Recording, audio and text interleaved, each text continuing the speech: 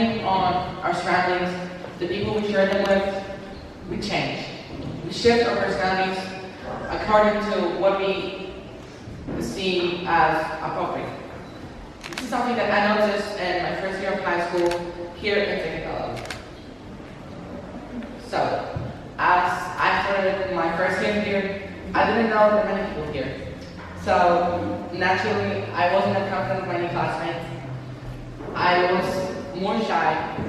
I wasn't that confident to become involved in talking with them, with situations that were happening. But then, as I would return home or meet up with older friends, I would completely change. I would become much louder, willing to be in a spotlight. I would try to make jokes.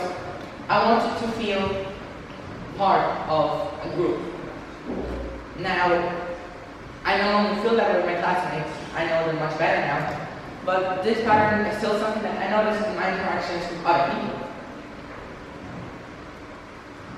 Aside from this being only something that I saw myself, I also noticed this phenomenon in other people. Somebody might be very loud during a break, chatting with their friends, but then during a class, with more people around, including the teacher, you're going to be quieter, a completely different version of the same person. Now, that made me wonder, does it mean that our personality is not really something that defines us? Does it mean that our personality, which we usually use as a label to say who we are, the person we are, does that mean it's just a facade? We have so many different situations that we deem according to assume a different personality, and does it mean that our personality is not something as deep as we perceive it? So, I thought more and more about this. The humans, as we all know, are very social species. We rely on group work to survive. Without others, we wouldn't be here today. On the savannah thousands of years ago, without other members of our tribes or tribe, we wouldn't be able to hunt food, find shelter, make fire. So now, by the 21st century, the need to be part of a wider something, to have an identity beyond our personality, it's something instinctive, it's normal. Only by now, our fears are impersonalized by survival. We don't fear death or starvation. We fear being enslaved, being called outcasts, weirdos, creeps. I also noticed that there's a stage in each of our lives that we go through.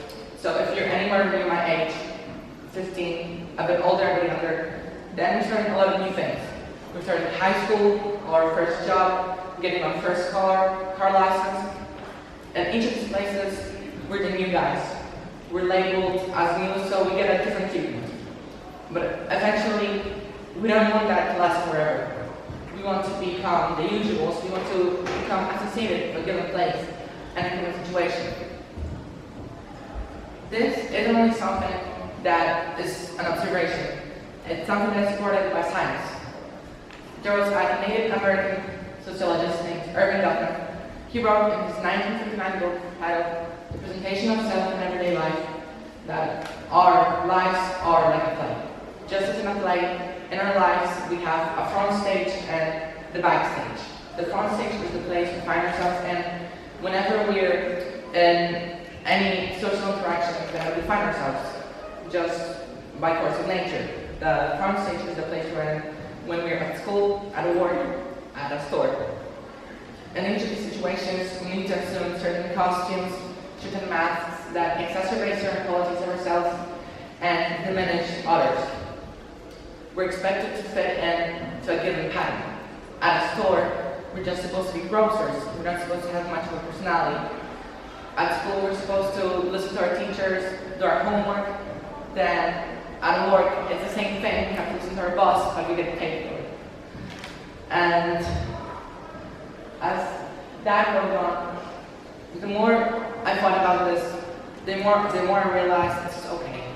So realizing this is something supported by science made me feel much more relief.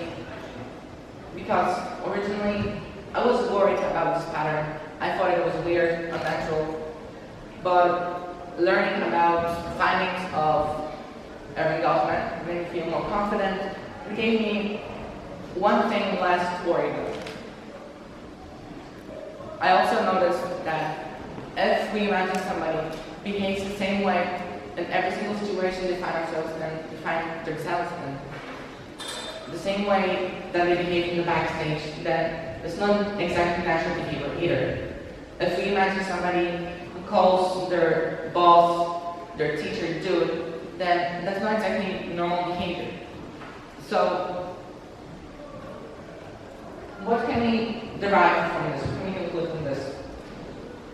Either way, it's okay. We shouldn't feel any pressure to adhere to any social norms only because we perceive them to be something that we all have to do. We need to find a medium, a healthy medium in every single situation between the front stage and the backstage. We shouldn't shun any of them, but we shouldn't marginalize ourselves. If you imagine you're a new person in high school, you meet a cool group of kids, so you want to be their friend. You try to be like them, dress like them. Eventually they're gonna accept you, but you're never gonna feel comfortable with them. You're gonna keep your guard up the whole time you're spending your time with them. And you're never gonna truly be yourself around them. They're not gonna benefit from another copy-paste version of themselves. You're the only person that can change them in any way. You can't make much of a difference by emulating somebody we're not. If we really want to be a driver of change, to truly make something different, we need to do that by expressing the views we share. We can't pretend to be somebody we're not. So, thank you for listening. Sorry my speech was a bit short, but I hope that if you noticed the same thing I did, then it made me feel a bit more comfortable. If you didn't, thank you for listening. I hope you enjoyed it.